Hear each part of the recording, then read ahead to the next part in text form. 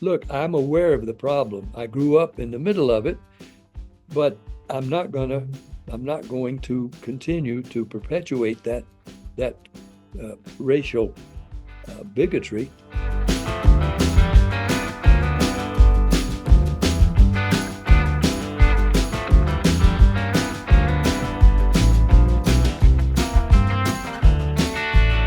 And one thing, Mr. Boone, that you've always done, and it's something that I admire so much, is that when they did the right thing in history when it was very unpopular. You had Yeah, the Pat Boone show, and Chevrolet was your sponsor, and the Chevrolet in the South, did not want you to have as many blacks on your television show. So that's you right. got, But they didn't call them blacks, though. They used a different word, as you know. I was born and raised in the South, and born in Jacksonville and raised in Nashville.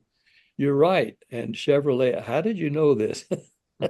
I guess I must have blabbed it somewhere else. But um, yes, they Oh, Mr. Layfield's an Abilene Christian graduate, Mr. that's Boone. right. I've known about you my whole life. I'm always wanted to meet you. I said well, off air, and I want to say it on air. Grant Boone, your nephew, is a dear friend of mine. So that's how you're a legend everywhere, but you're especially a legend at Abilene, where there's a building named after you now. And so everybody who grew up in Abilene knows all about you. and there's one now in Nashville too. There's a theater built in Nashville, and then there's a curriculum in Pepperdine University called the Pat Boone Family Life Center, and we teach people for college credit how to be moral enough and look for morality in friends and maybe future mates in marriage and how to build marriages. So yeah, I have tried to use my platform as a singer and even first as a teen idol. And in the Pat Boone Chevy show, I was the youngest guy ever to have his own at 21, 22, his own musical variety show, and all these great artists coming on with me. I'm talking about Sammy Davis and Ella Fitzgerald and Nat King Cole and all these great and the Mills Brothers. I don't think I had the ink spots.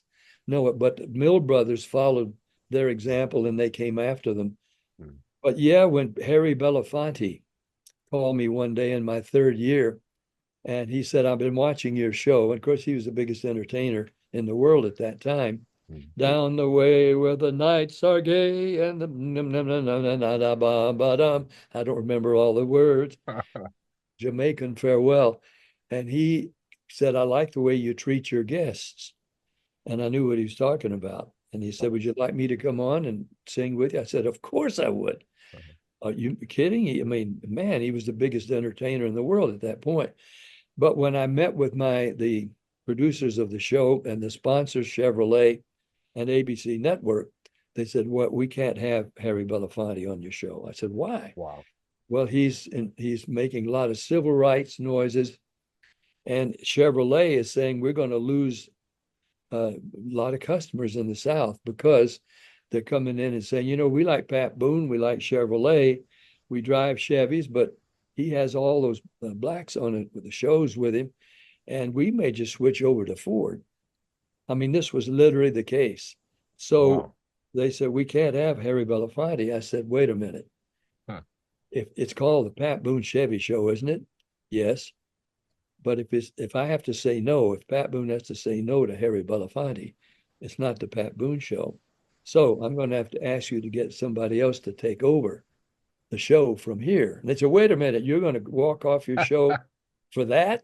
I Good said, for you. oh, look, I'm aware of the problem. I grew up in the middle of it, but I'm not going to continue to perpetuate that racial bigotry. And so, no, I am serious. And but they said, well, look, if we have him come on, would you at least guarantee us with him and you, there will be no civil rights statements made? I said, our singing together, I'm sure Harry will agree, will be enough of a statement. Just us singing Exactly. together as friends and fellow entertainers. And that's all he would ask. And he'll understand the problem if we tell him. That's what he's crusading against. So they said, well, okay, but we were not able to work out the schedules. I wish it had happened. It would have happened, but because it didn't, I did not renew my contract for the fourth Wow. year. I just left the show and went to specials instead.